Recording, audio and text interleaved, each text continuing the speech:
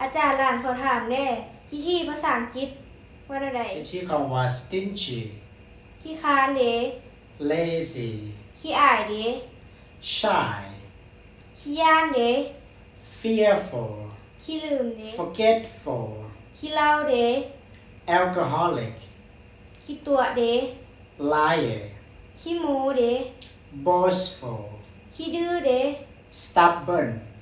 เอาคาดว่าเจ้าจะพูดคำศัพท์ลายกว่านี้เลยไหมอาจารย์แนะนำปึ้มตัวนี้เด้อปึ้มตัวนี้จะเป็นปึ้มเหียนภาษาอังกฤษเป็นปึ้มเสริมคำศัพท์ทักษะเลยปึ้มตัวนี้มันจะมีอยู่2,000 ปลายคำศัพท์เด้อจะอยู่ในนี้เมื่อที่ว่าเป็นคำศัพท์ที่เจะจำเป็นต้องรู้ใช้ชีวิตประจำวันเด้อ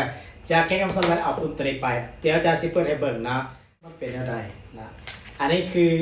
อาณาสระบานของปึ้มเด้อ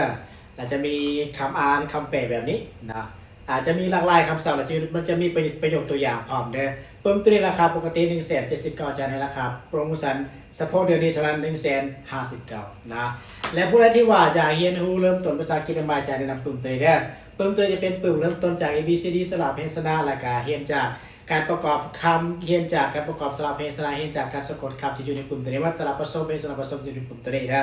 เหมาะกับทุกเพศทุกวัยว่าจะเป็นวัยเด็กน้อยวัยผู้ใหญ่หรือวัยที่สนใจทั่วไปนะวัยกลางคนที่ว่า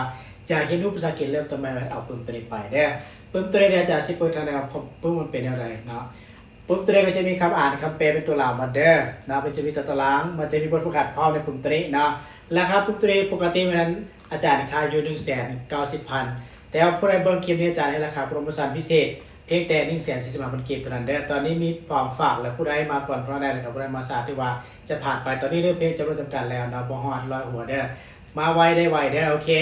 ขอบใจทุกคนที่เข้ามาสนุกกัน